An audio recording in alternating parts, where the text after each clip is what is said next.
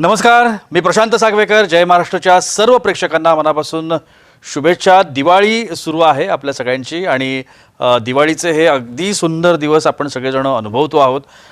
टीव्हीच्या माध्यमातून, आपल्या जय महाराष्ट्र वृत्तवाहिनीच्या माध्यमातून सुद्धा दिवाळीचा हा वेगवेगळ्या विषयांचा फराळच आपण म्हणूया, आपण तुमच्यासाठी घेऊन आलेलो आहोत. आजचा विषय आहे टॅरो कार्ड रीडिंग आणि त्याकरता आज माझ्यासोबत आहेत सुप्रसिद्ध tarot card reader Smita Sawant madam. आपण त्यांचं स्वागत करूया. मॅडम नमस्कार. कार्यक्रमात मनापासून स्वागत.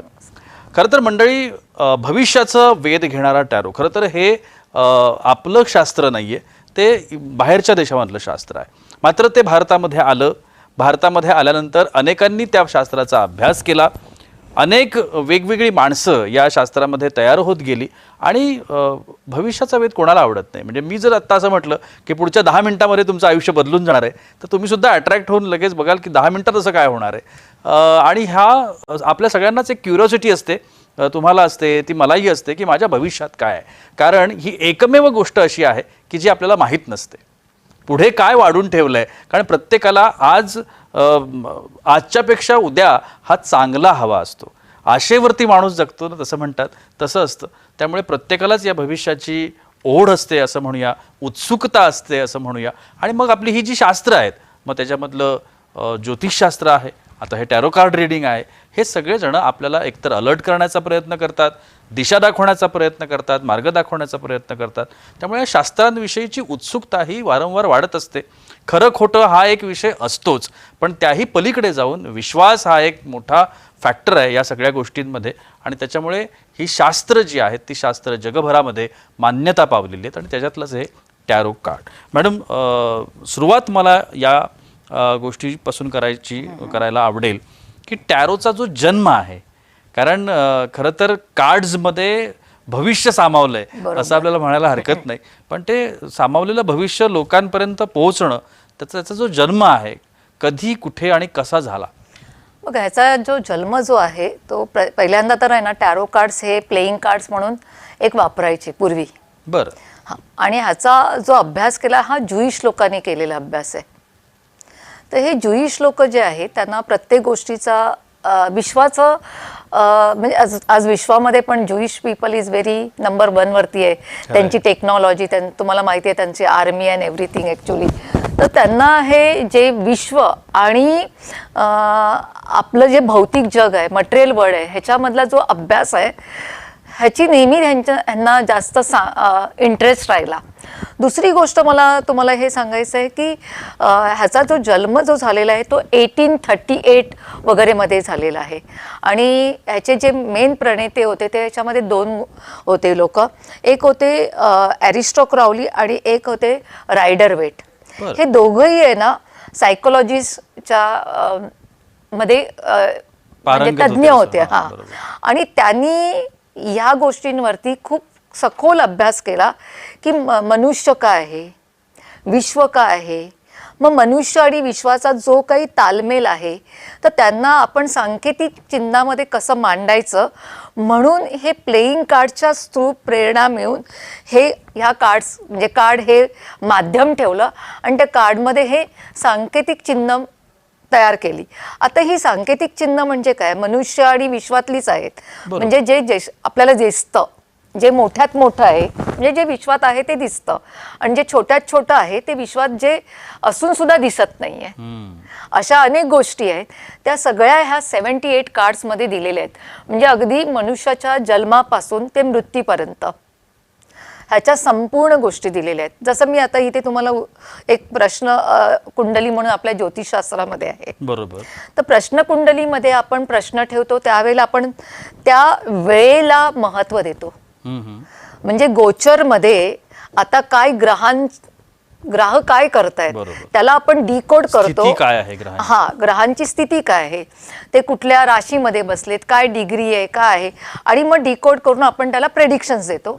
सेम ॲज इट इज तुम्ही ज्या वेळेला प्रश्न विचारता, मग तो प्रश्न तुमच्या पास्ट मधला असू दे, तुमच्या आता प्रेझेंट मधला असू दे, या प्रेझेंटशी रिलेटेड तो फ्युचरचा असेल, तरी तुम्हाला टॅरो कार्ड्स उत्तर देतात. कारण टॅरोमध्येही ॲस्ट्रॉलॉजी आहे, न्यूमरॉलॉजी आहे, कलर्स आहे, सगळं काय. म्हणजे जसंच म्हटलं जातं की विश्वामध्ये मोठ्यात मोठं आणि सूक्ष्मात सूक्ष्म म्हणजे मायक्रोक्रोझोम टू मायक्रोझोम ह्या सगळ्या गोष्टी टॅरोमध्ये आहेत. पण आता ह्याच्यामध्ये आपण जर बघितलं तर त्या कार्ड्सवरती खूप छान छान चित्र असतात जे आपल्याला नेहमी अट्रॅक्ट करतात. आता 78 कार्ड्स आहेत, कदाचित 78 का याचं पण तुमच्याकडे उत्तर असू शकतं. 78च कार्ड हो, का? हो, जशी हो. पत्त्यामध्ये 52 कार्ड असतात, बरोबर. तशी याच्यामध्ये 78च का?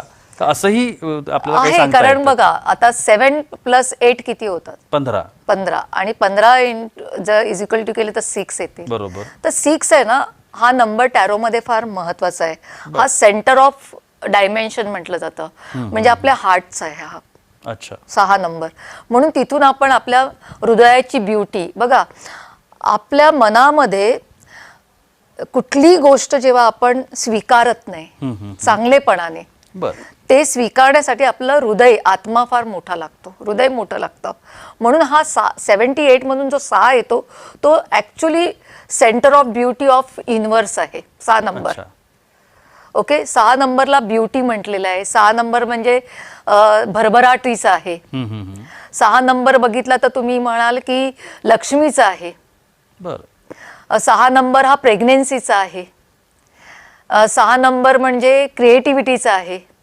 तर म्हणून बरोबर ते 78 कार्ड्स मधून जो 6 नंबर काढतो, तर ह्याच्यामध्ये नाही कबाला म्हणून माझा अभ्यास झालेला आहे. मी कबाला हे डेव्हिड सॅचर कडून इस्रायलमधून स्टडी केला. पहिला मी टॅरोचा स्टडी केला. टॅरोमध्ये माझे जे टीचर्स होते ते रूथ एम्बर्स्टन अँड वॉल्ट एम्बर्स्टन हे दोघं नवरा बायको होते. हे माझे टीचर होते ज्यांच्याकडून मी हा अभ्यास शिकला, म्हणजे युनिव्हर्सिटी ऑफ USA टॅरो स्कूलमधून. आणि त्यांना जेव्हा वाटलं की मी खूप चांगला अभ्यास करते की इंडियन असून सुद्धा, मग त्यांनी सांगितलं why you are not going towards this study, त्याला म्हणतात कबाला. मग ते मी इस्रायलमध्ये नाही जाऊ शकत, राहू नाही शकत, तर मी तो ऑनलाईन स्टडी केला होता. तर त्या जेव्हा कबालामध्ये 10 डायमेन्शन्स असतात, त्याला सिपेरॉत म्हणतात. ज्युईश लँग्वेजमध्ये सिपिरॉत म्हणतात. म्हणजे थोडक्यात म्हणजे काय माहिती आहे ना, आपल्या विश्वामध्ये ना 10 शाखा आहेत. त्या 10 शाखांना आपल्याला जर पोचायचं असेल तर आपल्याला त्या मार्गातून जावं लागेल.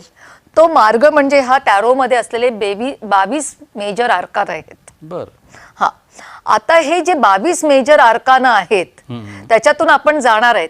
पण हे 22 मेजर आर्काना पण 4 डायमेन्शन मध्ये ठेवलेलं आहे. मी हे ब्युटी म्हणजे 6 नंबरचं उत्तर तुम्हाला देते ह्याच्यातून.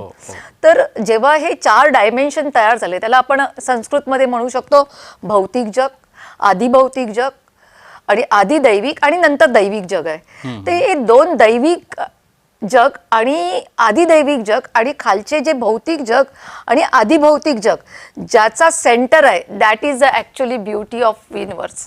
वा वा वा वा, खूप छान. ते म्हणजे 78 कार्ड्स. वा, पण खरं तर आता जसं तुम्ही म्हणताय की ही 78 कार्ड आणि त्याच्या पाठीमागचं कारण आपण बघितलं. आता आपली जी शास्त्र आहेत, म्हणजे ज्याला आपण ज्योतिषशास्त्र, अंकशास्त्र सारखं शास्त्र आहे, आणि आता हे टॅरो, मला एकच प्रश्न जर 3 शास्त्रांना विचारायचा असेल तर फरक येतो उत्तरामध्ये? फरक नाही, सेमच उत्तर येतात. बरं. हा, कारण मी पण एक ॲस्ट्रॉलॉजर आहे, केलेला अभ्यास आहे. हा, कारण हे केल्यानंतर ते करावंसच वाटतं ऍक्च्युली. तर जेव्हा प्रश्नकुंडली जेव्हा आपण ॲस्ट्रॉलॉजीमध्ये ठेवतो, ओके, तेव्हा ती प्रश्नकुंडली ठेवतो आणि त्याचबरोबर आपण इकडे प्रश्न ठेवतो, सेम त्याचं आन्सर येतं. Prediction is a same. बरं. हा, जसं तुम्ही आता अंकशास्त्र म्हणालात, आता अंकशास्त्रामध्ये बघायला गेलात तर आता हे जे 2025 आहे हे 9 नंबर येतो, म्हणजे मंगळाचा नंबर आला. ओके, आणि म्हणजे ज्योतिषमध्ये तर न्यूमरॉलॉजी आणि ॲस्ट्रॉलॉजीचा काही तारतम्य नाहीये, कम्प्लिटली वेगळं आहे. पण इकडे पण तसा तारतम्य नाहीये. पण इकडे काय ना, 9 नंबरचं एक द हर्मिट म्हणून कार्ड आहे. ओके, तर ह्या वर्षी जर 9 नंबर आलेला आहे आपला, म्हणजे वर्षाचा नंबर, तर 9 नंबरचं जर द हर्मिट कार्ड आहे तर ते बरोबर उत्तर देतं की तुम्हाला ट्रान्सफॉर्मेशन करायचं. म्हणजे हे वर्ष जे आहे ते ट्रान्सफॉर्मेशनचं वर्ष आहे.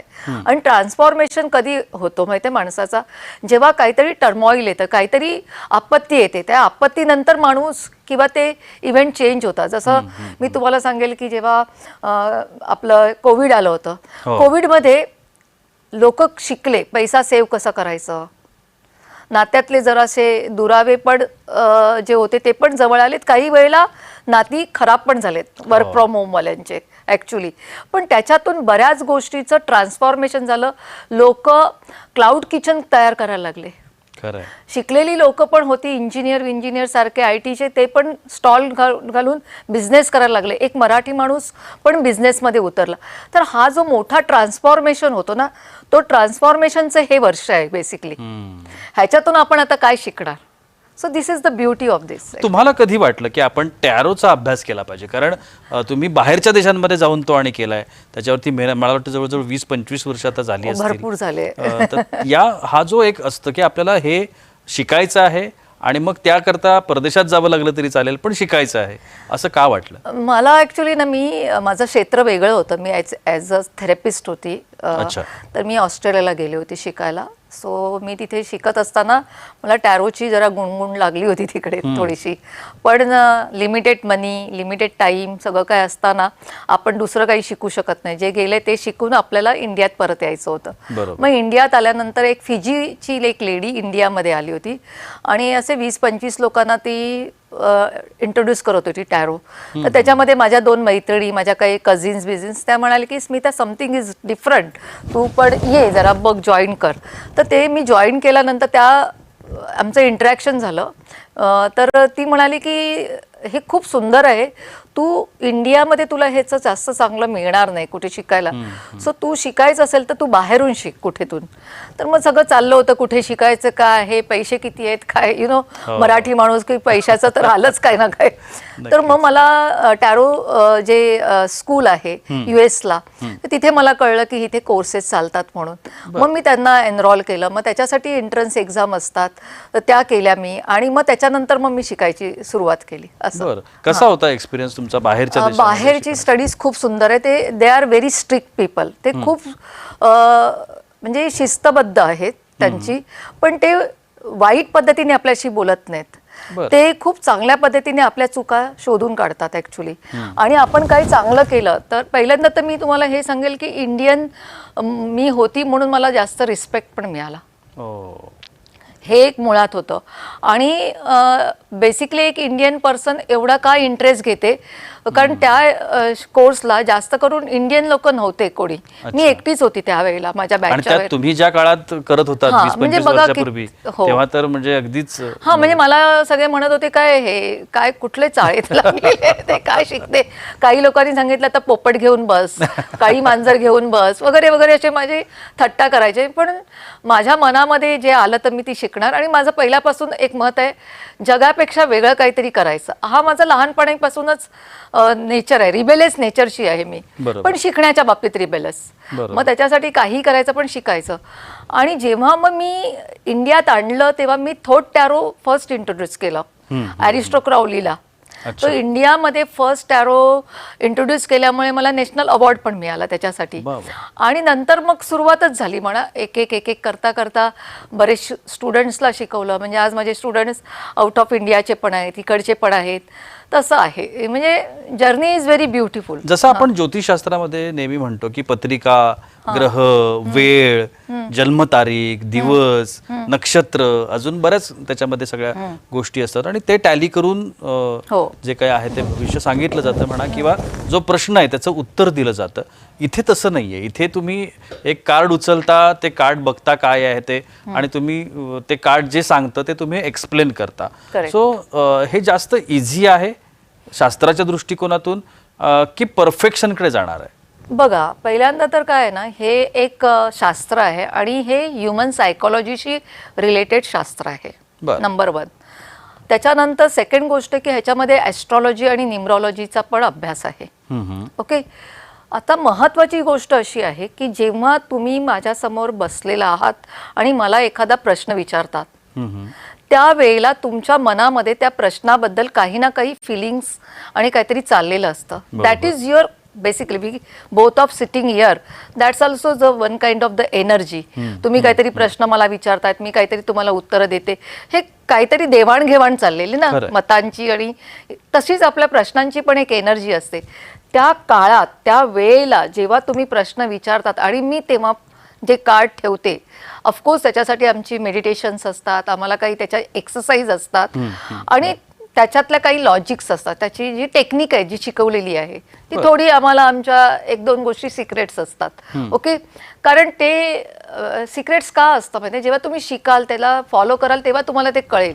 जेव्हा एखादा प्रश्न करता येतो तेव्हा आम्ही त्यांना पहिल्यांदा फ्री करतो ह्या कार्ड्सबद्दल, की बाबा तू घाबरू नकोस, तू कॉन्फिडंट राहा, हे काही असं तसं टूल नाही आहे, तुला काय आम्ही घाबरवणार नाही आहे, असं करून त्याला कॉन्फिडन्स देऊन त्याचा पहिल्यांदा त्याची एनर्जी सटल करतो. बरं. ती एनर्जी सटल केल्यानंतर तुम्हाला त्या प्रश्नाचं उत्तर बरोबर तसंच्या तसं मिळणार, जसं आपण प्रश्न कुंडलीमध्ये ठेवतोय. आणि तसं ह्याच्यामध्ये तर ॲस्ट्रॉलॉजी हा सगळ्यात मोठा पार्ट आहे टॅरोमध्ये. कोणत्या कोणत्या अशा गोष्टी म्हणजे आपल्याला आता जसं कार्ड जर आपण काही दाखवली लोकांना तर त्याचं तुम्ही जे म्हणता आता की कोणतं कार्ड काय सांगतं, तर त्याच्याबद्दल आपल्याला सांगता येईल थोडंसं एक्सप्लेन, कारण ह्याच्यावरची जी चित्र असतात ती चित्र खूप छान असतात आणि ती नेहमी अट्रॅक्ट करतात. हे चित्र खूप छान आहे, हे चित्र खूप छान आहे, पण कदाचित एखादं चांगलं दिसणारं चित्र वाईटाची चाहूल पण सांगू शकतं, असंही होऊ शकतं. बघा, आता मी रॅन्डमली एक कार्ड असंच काढलं आणि बरोबर कार्ड कुठलं आलं बघा. हे कार्ड जे आहे द हाय प्रिस्टेस आले, जसं हाय प्रिस्टेसच आता इथे बसलेली आहे. ओके, सो हे कार्ड जे तुम्ही बघता ना, तर त्या कार्डमध्ये एक फिमेल आहे. ती फिमेल एका थ्रोनवरती बसली, सिंहासनावरती. बरं. तिचा जो मुकुट आहे ना, तो अमावास्या आणि पौर्णिमा, ज्याला वॅनिंग अँड वॅक्सिंग मून म्हणतो आपण, शुक्ल पक्ष आणि कृष्ण पक्ष असं याच्यावरती तिचा क्राऊन आहे. बरोबर. ओके, एक येलो कलरचा ना चंद्र खाली आहे तिच्या पायाजवळ, आणि तिच्या मागे आहे ना एक कर्टन्स आहे आणि त्याच्यावरती पोमोग्रेटचे असे चित्र आहेत. बर. हा, तिच्या मांडीवरती एक पुस्तक आहे रोल केलेलं, आणि त्याच्यामध्ये ना थोडेसे शब्द दिसतात, थोडेसे शब्द दिसत नाहीत. आणि सगळ्यात मोठं म्हणजे ह्याच्यामध्ये एक ना पिलर आहे, एक ब्लॅक आहे आणि एक व्हाईट पिलर आहे. आपल्याला पिलर का लागतो? What is the meaning of the pillar? Support system. Yes, so this is the support. Support असल्याशिवायच तुम्हाला सिंहासन मिळतं. सपोर्ट शिवाय तुम्हाला सिंहासन मिळणार नाही, तर थ्रोन मिळणार नाही.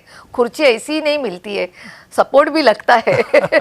बरोबर आहे, पण त्याच्या मागे एक आवरण आहे जे तिने लपवलेलं आहे. बर. आता ह्याच्यामध्ये 2 पिलर तर आहे, पण एक पिलर काळा आणि एक पिलर पांढरा आहे. तर ब्लॅक अँड व्हाईट, एक डार्क साईड आणि एक लाईट साईड. एकीकडे प्रकाश आहे, एकीकडे अंधकार आहे. प्रत्येकाच्या मनामध्ये बघा, शुक्ल पक्ष आणि कृष्ण पक्षाचा जेव्हा विचार करतो तर पौर्णिमा आणि अमावास्या शिवाय तो येतच नाही ना. 15 दिवस पौर्णिमाच्या म्हणजे शुक्ल पक्ष असतो आणि 15 दिवस कृष्ण पक्ष असतो. बरोबर आहे. त्याच्यामधून मग अमावास्या आणि पौर्णिमेचं काय म्हणतो आपण त्याला फॉलो करतो. बरोबर. ती सायकल आहे, मंथली सायकल आहे. तर ती मंथली सायकल इथे आहे. म्हणजे अमावास्या म्हणजे डार्कनेस आला, पौर्णिमा म्हणजे काय झालं, लाईट आली, उजेड आला, प्रकाश आला. तर प्रत्येक व्यक्तीमध्ये अमावास्या पण आहे आणि प्रत्येक व्यक्तीमध्ये पौर्णिमा पण लपलेली आहे. तू कशी त्याला वापरतेस ते तुझं आहे. म्हणून प्रत्येक माणसामध्ये आधा सच आधा झूठ म्हणतात ना, तसं आहे. बघा, तिने जे याच्यामध्ये एक टॅरो म्हणून लिहिलेलं आहे, एक पुस्तक आहे. जर अगदी कॅमेरा तुम्ही हे केला ना क्लोज, तर तुम्हाला दिसेल TAROTI, पण त्यातला टी आहे ना तिने लपवलेला आहे. म्हणजे काहीतरी हिडन आहे, पण ते हिडन मी कोणाला देईल? ज्याला द्यायचं असेल त्यालाच देईल. डार्कवाल्याला देणार नाही मी. बरोबर. ज्याचा जो चांगला उपयोग करेल मी त्यालाच देईल. सो किती सुंदर मिनिंग आहे बघा या कार्डचं. तर म्हणजे हा खरं तर म्हणजे ह्या कार्ड्स मध्ये काय आहे ते ओळखणं म्हणजे टॅरोचा अभ्यास, आणि तो तुम्हाला निरंतर आणि सातत्यानं करावा लागतो. मला आता थोडंसं उत्सुकता निर्माण झाली आहे खरं तर. वेगवेगळे पॉलिटिकल आपल्या प्रभाव आहे राजकारणाचा आपल्या संपूर्ण समाजावरती, आणि अर्थात समाजाची दिशा राजकारण ठरवतं असं देखील म्हटलं जातं. त्यामुळे राजकारणातल्या ज्या आजच्या व्यक्ती आहेत त्यांच्याबद्दल पण सातत्यानं क्युरिओसिटी असते की याचं काय होईल, याचं काय होईल. आजची जी राजकीय स्थिती आहे राज्यातली ती जर आपण बघितली तर आपल्याला सगळ्यांना कल्पना आहे ती कुठल्या पद्धतीची आहे. त्यामुळे सगळ्यात पहिल्यांदा मी तुम्हाला विचारेन, आपले राज्याचे मुख्यमंत्री देवेंद्र फडणवीस यांच्याबद्दल.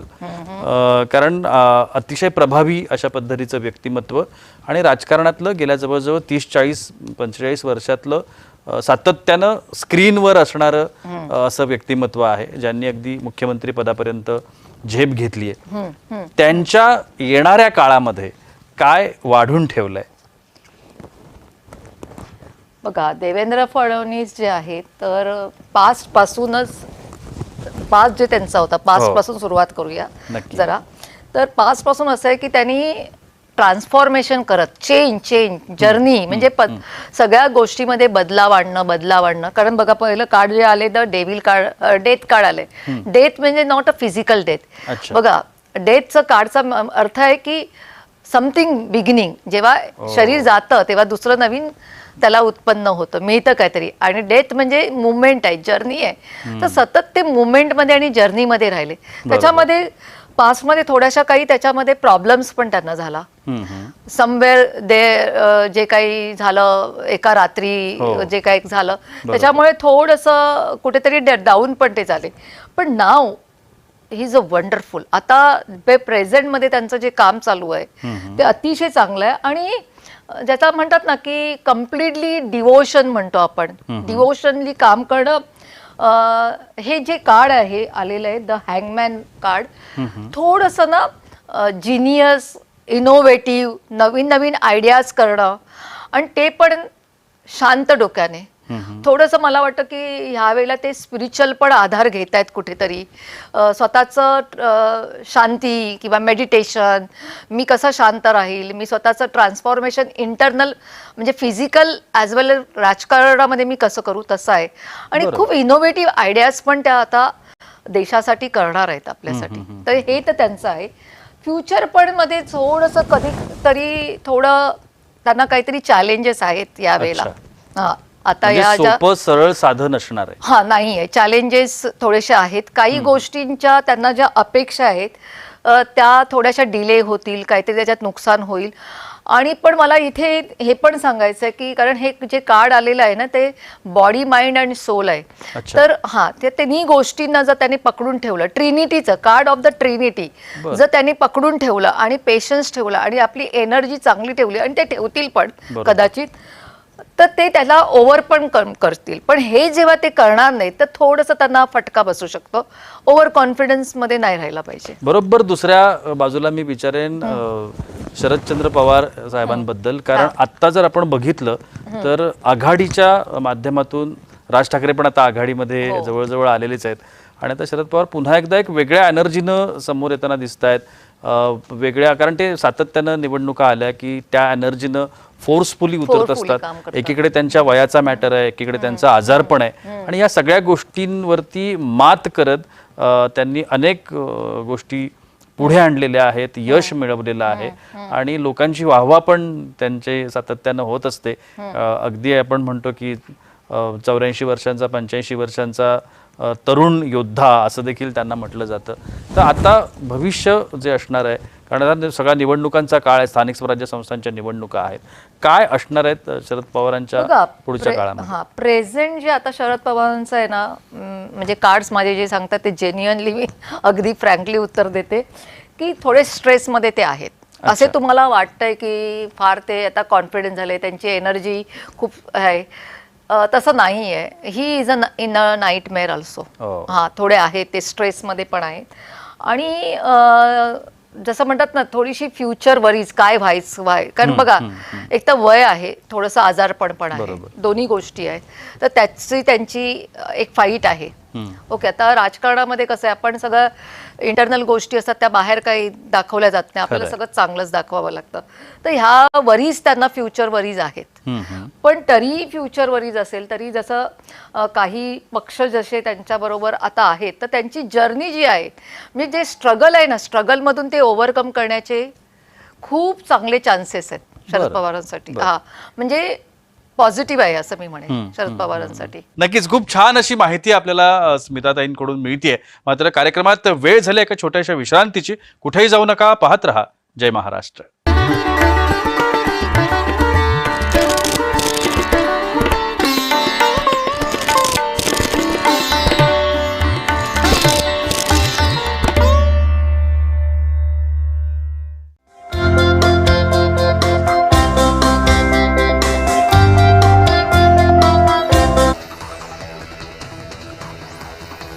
मंत्रिपदाची शपथ घेतली पण मंत्री म्हणून पदाचा आनंदही घेता आला नाही अशी खंत धनंजय मुंडेंनी व्यक्त केली आहे. माझ्यावरती जी संकटं आली आहेत ती अचानकपणे आलेली संकटं नाही आहेत, ती घडवून आणलेल्या संकटांमधून बाहेर पडायचं काम जरा अवघडच आहे असं वक्तव्य सुद्धा मुंडेंनी केलं. मतदार यादीमध्ये बोगस नावं कार्यक्रमामध्ये तुम्हा सगळ्यांचं पुन्हा एकदा मनापासून स्वागत. आपल्यासोबत आहेत सुप्रसिद्ध tarot card reader Smita Sawant madam.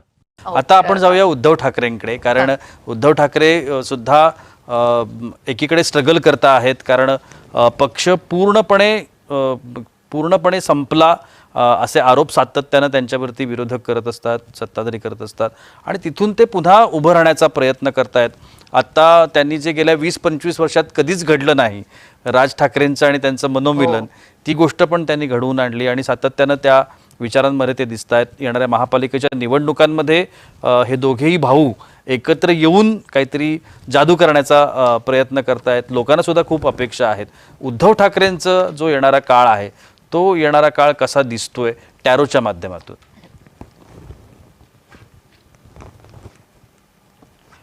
बघा, उद्धव ठाकरे जसं पास्टमध्ये भरपूर चुका पण झाल्या आहेत त्यांच्या हातून, कळत नकळत माणसं दुखावली गेलेली आहे. बरोबर. पहिले तर ती गोष्ट आहे. उद्धव ठाकरे जरी राज ठाकरेंबरोबर आता येत असतील तरी त्यांना एक धाकधूक तर आहे. कारण काय, खूप दोघा भावांमधलं जे काही डिस्प्यूट होतं ते पण सगळ्यांच्या समोर असतं. कारण प्रजा जी असते ती सगळी फार हुशार आहे. आता त्यांना म्हणतात ना, ते विचार करण्याच्या त्या पलीकडे गेलेले आहेत. पूर्वी माणसं साधी होती, आता माणसं शिकलेली आहेत, आता मीडिया आहे, सगळं काही आपण डिजिटली बघतो तर अवेअर होत असतं की काय जगात चाललेलं आहे, लपलेलं नसतं. तर ते एक पुढे आहे. सो त्यांनाही कुठेतरी ही भावाबरोबर जात आहेत हे खरं आहे. चला, पण मी भावाबरोबर जाऊन माझा किती फायदा होईल ह्याची जी धगधग आहे ती त्यांना आहे. So he somewhere he is not 100% confident in to inner side. बघा, टॅरो जे आहे ना, हे शास्त्र आहे ना, सूक्ष्म काय ते शोधून काढण्याचं आहे. दिसतंय ते वेगळं आहे, पडद्याच्या पलीकडच्या गोष्टी वेगळ्या आहेत. तर हे तसं आहे. आणि अजूनही जे खूप वर्षामध्ये जे काही आता खाली आले त्याला वर आणण्यासाठी खूप परिश्रम करावा लागला. ही is not on the top of it. एक नाईटमध्ये मी एकदम वरती जाईल, आता राजला मी बरोबर घेतलंय तर आता मी पुढे जाईल, तर असं लगेच होणार नाहीये. त्यांनी जे गमवलेलं आहे, जी माणसं गमवलेली आहेत त्यांना बरोबर घेण्याचा जी म्हणजे आत्मविश्वास लोकांचा शेकी झालाय उद्धव ठाकरेंबद्दल, तो मिळवण्यासाठी त्यांनी पहिला प्रयत्न केला पाहिजे. तर पुढे थोडीशी जर्नी चांगली होईल. म्हणजे जे आता असे वादळात कुठेतरी सापडलेले, तर सेरेन वॉटर म्हणतात ना, शांत समुद्राकडे जाण्याची वाट त्यांना थोडीशी मिळू शकते. पण हे केलं पाहिजे त्यांनी. मॅडम, हा प्रश्न विचारत असताना एक वेगळा प्रश्न खरं तर माझ्या डोक्यात येतोय. मला एकनाथ शिंदे, राज ठाकरे यांच्याकडे खरं तर जायचं आहे, पण आत्ताची जी स्थिती आहे राज्यामधली त्याच्यावर आधारित एक मला प्रश्न मनात येतोय, तो म्हणजे नैसर्गिक आपत्तीचा. आत्ताचा जर आपण काळ बघितला तर गेल्या काही दिवसांमध्ये मोठी नुकसान लोकांचं झालेलं आहे, शेतकऱ्यांचं झालेलं आहे, जो पोशिंदा आहे खरं तर आपल्या सगळ्यांचा, ज्याच्यामुळं आपण सगळेजण आपल्या घरात चूल पेटते, आपण चांगल्या पद्धतीचं अन्न खातो. ते अन्न तयार करण्याचं काम जे शेतकरी करतात ते शेतकरी आज अडचणीमध्ये आहेत. तर या ज्या नैसर्गिक आपत्ती आहेत, मध्यंतरी प्लेन क्रॅश झाली, अशा पद्धतीची एक आपत्ती आली, युद्ध झालं, त्या युद्धाच्या बाबतीत आपण पहलगामसारखा हल्ला आपल्या देशातल्या काही नागरिकांवरती झाला, देशाच्या एका भागावरती झाला, अशा सगळ्या ज्या गोष्टी आहेत या टॅरोच्या माध्यमातून आपल्याला कळू शकतात. हो, कळू शकतात. कारण टॅरोमध्ये पण ॲस्ट्रॉलॉजीचं आहेच ना. बरोबर. आता जसं मी मगाशी सांगितलं की आता हे जे 6 नंबरचं कार्ड आहे तर this is a card of the karmic card आहे, कारण हे पेंटाकल्स आहेत. ओके, हा एक माणूस जो आहे तो काहीतरी देतोय ऍक्च्युली, ही इज गिव्हिंग. पण आपण काय करतोय, आपण युनिव्हर्सला जे आपत्ती जे येतात त्या आपण त्या निसर्गाला काही देत नाहीये. निसर्गातून आपण ज्या वस्तू आहेत त्या अजून कमी करत चाललेलं आहे. तर त्यामुळे निसर्ग आपल्याला आपत्ती देतोय. तर निसर्ग म्हणजे काय, तर ब्युटी आहे. निसर्गामध्ये काय, क्रिएटिव्हिटी आहे, ब्युटी आहे, ग्रीनरी आहे, सुंदर हवा आहे. आता आपल्याला हवा मिळते कधी, मिळतच नाही. आपण पोल्युशनमध्ये आहे. ह्या सगळ्याचा जो परिणाम आहे तो सगळ्याच गोष्टीवरती होणार. ओव्हरऑल सगळंच डिझास्टर हळूहळू वाढेल पण कमी नाही होणार. हा हे पण दिसतंय. कारण बघा दुसरं जे कार्ड आलंय ते ऍक्च्युली एअर एलिमेंटचं आहे, वायुतत्वाचं आहे. वायुतत्व म्हणजे माणसाची बुद्धिमत्ता ही पण भ्रष्ट होत चाललेली आहे. मॅनिप्युलेशन वाढलंय. बघा आज आपला हा जो विश्व जे उभं आहे ज्याच्यावरती जी त्याला आपण म्हणतो ना की एक एनर्जी आहे ना. आपण देवाला मानतोय. आपण अंधश्रद्धा नाही मानत आहे पण श्रद्धेला तर मानतोय. श्रद्धा म्हणजे काहीतरी हे चालवणारा कोणीतरी आहे, याच्या मागे मोठं काहीतरी आहे. बरोबर आहे. एनर्जी आहे. हा एनर्जी आहे. ते इनसोफ आम्ही त्याला कबालामध्ये इनसोफ म्हणतो. तर ती जी आहे त्यामध्ये जे काही चाललेलं आहे मॅनिप्युलेशन ते पुन्हा आपण त्या इन्व्हर्सला देतोय. आपल्याला विश्व देतोय चांगलं चांगलं. बघा इथे तुम्हाला मी हे सांगेल, आपण सगळ्याचा टॅक्स भरतो. आपण रोड टॅक्स भरतोय, वॉटर टॅक्स भरतोय, ह्याचा टॅक्स भरतोय, पण आपण श्वास घेतो त्याचा टॅक्स भरतो नाही भरत आहे. तो आपल्याला फ्री आहे पण त्याचा आपण वापर करतोय का? बरोबर नाही. कारण आपल्याकडे विचारच विचित्र आहे. जेवढा तुमचे विचार घाणेरडे तेवढा तुमचा आतला वायू घाणेरडा आणि तुम्ही इन्व्हर्सला पण तेच देताय. सो हे मॅनिप्युलेशन, लबाडी, जे काय आजकाल पुरुष स्त्रियांवरती जे काही अत्याचार झालेत. आता असंही बोलून चालणार नाही पुरुषांना नुसतं नावं ठेवून. आज पुरुषांना पण मारलं जाते स्त्रियांकडून. अशा पण काही केसेस झाले. कधी आपण एवढ्या वर्षात बघितलं नव्हतं की हा एक माणूस बाईला मारू शकतो पण एक बायको नवऱ्याला मारू शकते, त्याचे प्लॅन्स करू शकते. म्हणजे बुद्धीचा कहर झालेला आहे. तर ह्या गोष्टी पण आहेत ना, ह्या पण ह्या विश्वातच होतात ना. विश्वात हे पण होते तर ते पण होते जे नको आहे ते. मग ते जाणार कुठे? तर दुसरी गोष्ट एक आहे की आता नेक्स्ट इयर जे आहे ते 2025 नंतर 26 आहे. 26 मध्ये तुम्ही जर आकडा बघितला तर त्याचा जर नंबर येतो तो नंबर 1 येतोय. बरोबर 1चं कार्ड इथे आपल्याकडे आलेलं आहे. हा आपण प्रश्न विचारला आणि बघा तर काय हे उत्तर काय देतं? The magician. मॅजिशियन म्हणजे ह्याच्याकडे 4 एलिमेंट्स आहेत. बघा 4च्या 4 एलिमेंट्स आहेत. म्हणजे वायुतत्व पण आहे, जलतत्व पण आहे, हा पृथ्वी तत्व आहे आणि अग्नितत्व आहे. ह्या 4 तत्वांना जर तुम्ही बॅलन्स ठेवाल, जर कंट्रोल कराल तर नाही चालणार. त्याला बॅलन्स ठेवावा लागेल. कंट्रोल केलं तर तो तुमच्या हातातून जाईल ते आणि त्याला बॅलन्स केला तर तुमच्या बरोबर तो राहील. बरोबर. तर पुढचं जे वर्षामध्ये डिझास्टर लोक म्हणतायत खूप होईल काय, पण मला वाटतं की पुढच्या वर्षी थोडेसे डिझास्टर कमी व्हायला पाहिजे. कारण ह्या वर्षी लोकांनी खूप सहन केलंय. आणि बघा प्रत्येक दिवस आहे ना, आपण आज जर मी नाही शिकली तर उद्या मी ती चूक केली तर मला कोणी नाही सोडणार आहे. तर मला ते बदलावं लागेल. तर 2026 हे वर्ष आहे ना, आपण शिकलेलं आहे. आता आपल्याला त्याचा अप्लाय करायचं आहे. त्याचं वर्ष आहे.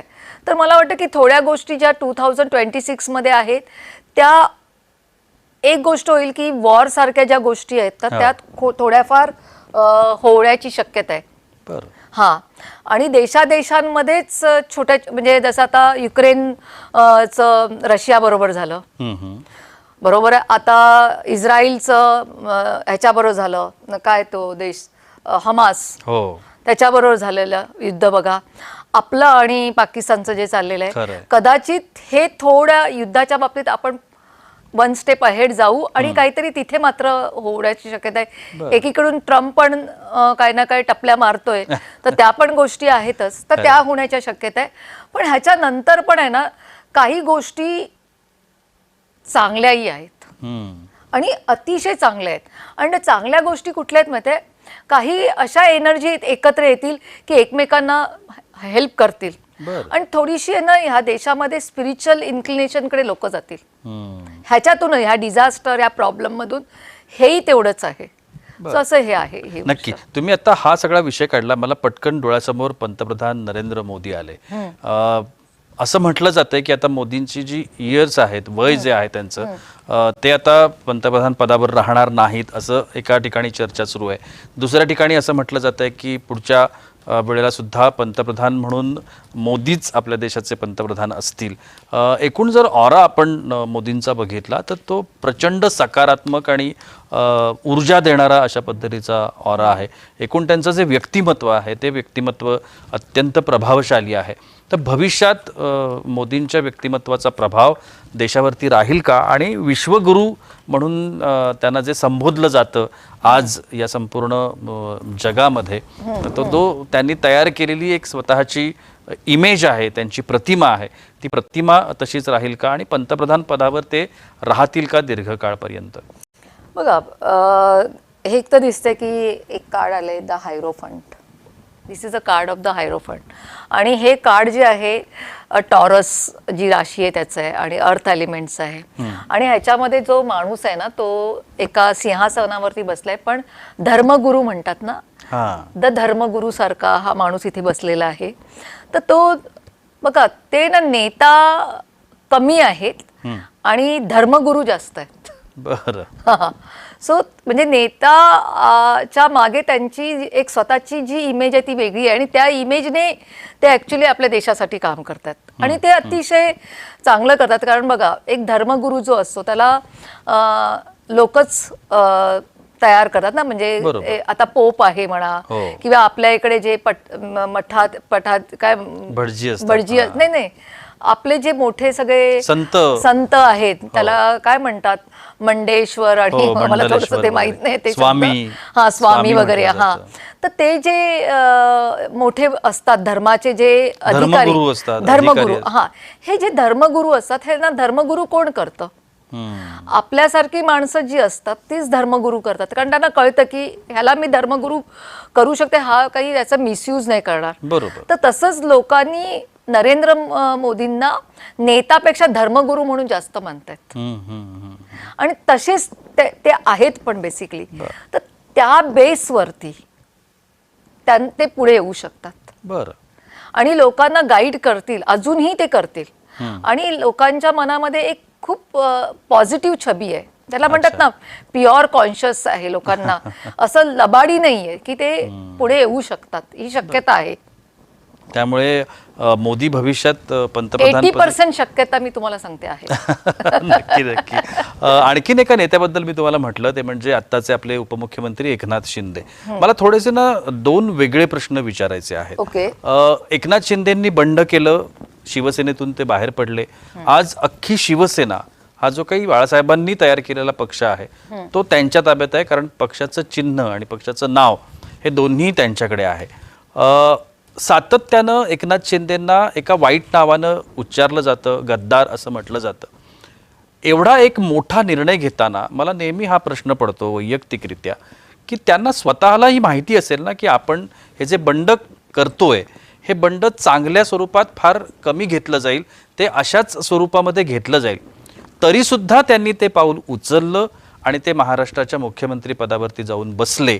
आणि आजही मात्र अनेक वेळेला सोशल प्लॅटफॉर्मवरती आपण बघतो त्यांना हिणवलं जातं. त्यांचं काम स्वतःचं चांगलं आहे, त्यांची इमेज स्वतःची चांगली आहे. ते एका चांगल्या गुरुच्या मुशीतून बाहेर आलेला तो नेता आहे आणि ग्राउंड लेवलवर काम करणारा नेता आहे आपण पाहतो. पण तरीसुद्धा हे एक जे त्यांच्या एक काय म्हणूया आपण एक डाग लागतो तशा पद्धतीनं झालेलं आहे.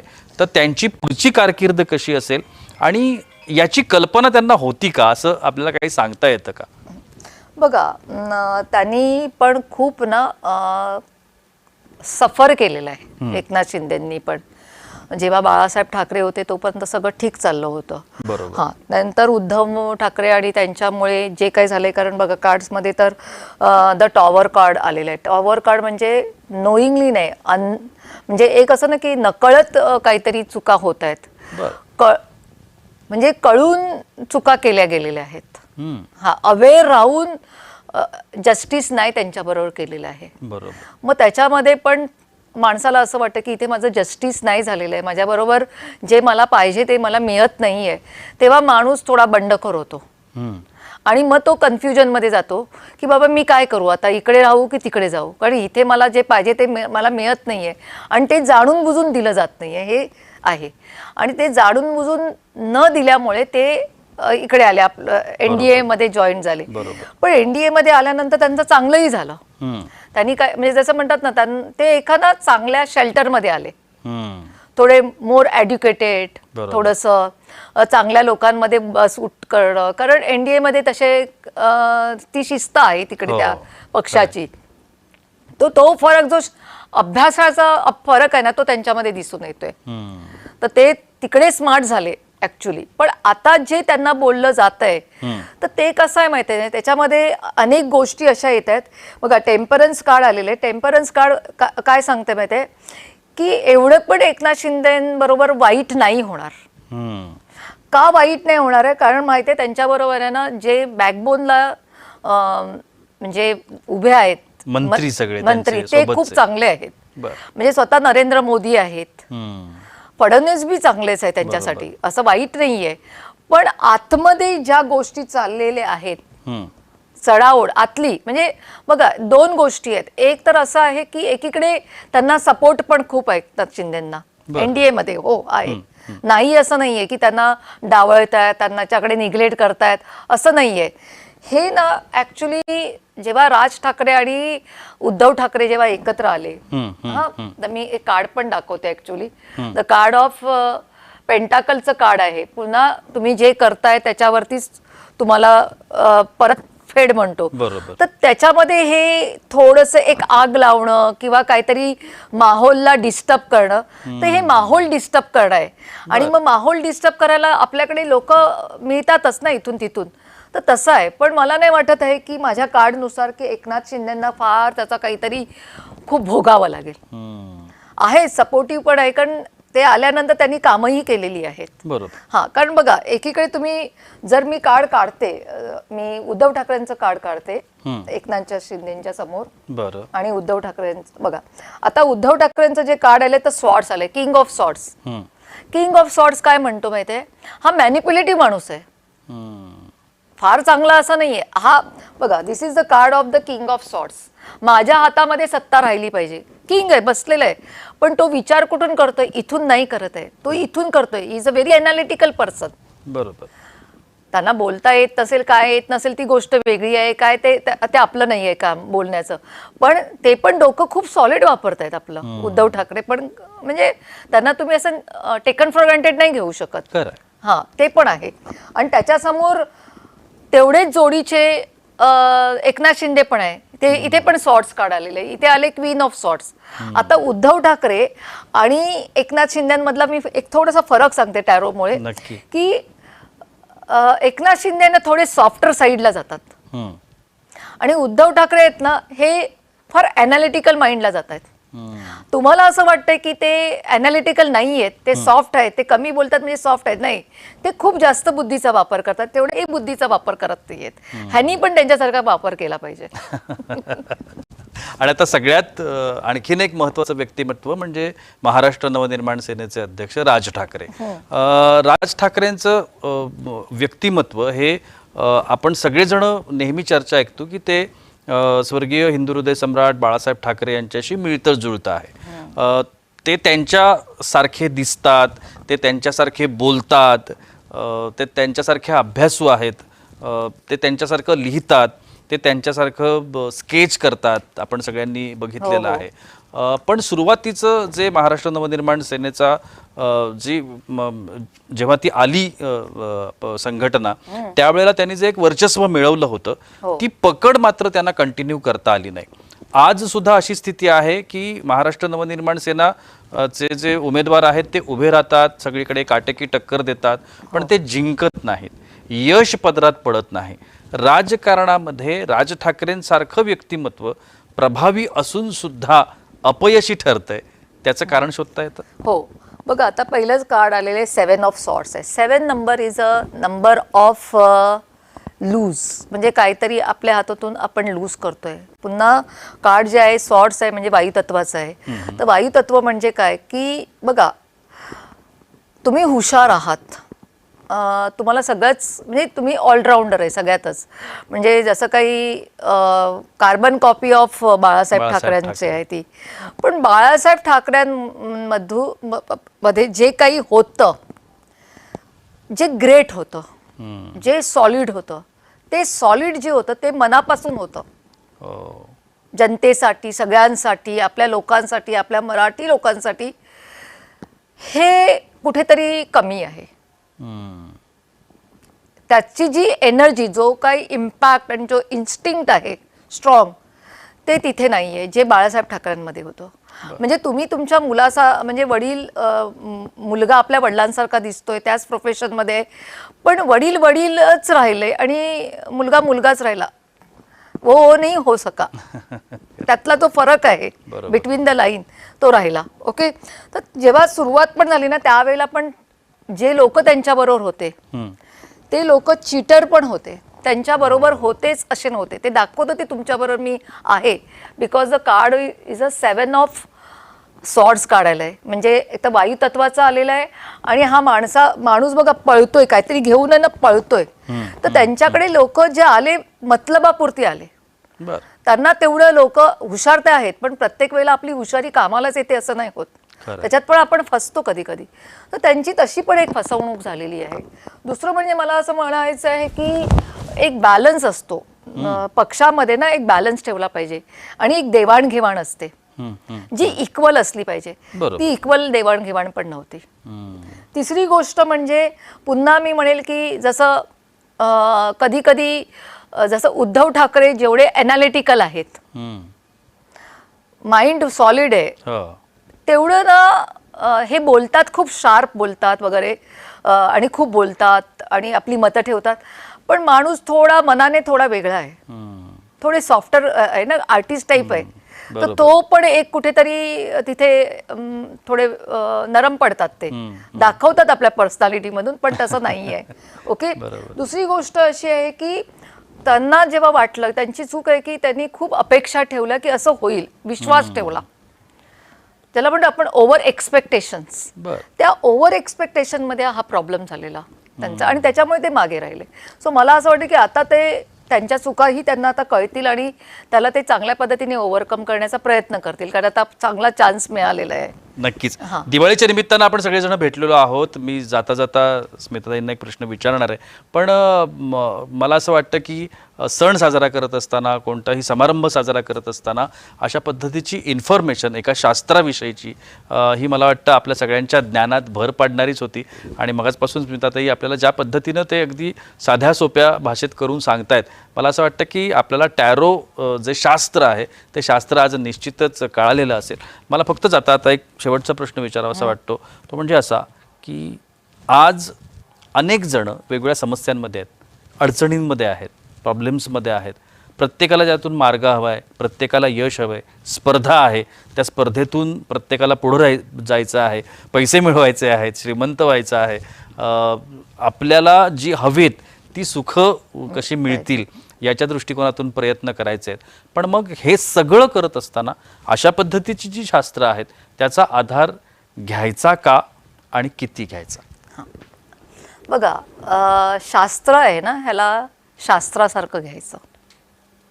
आपण काय करतो, शास्त्राला ना मॅजिक किंवा चमत्कार समजायला जातो. तर तसं नाही घेतलं पाहिजे.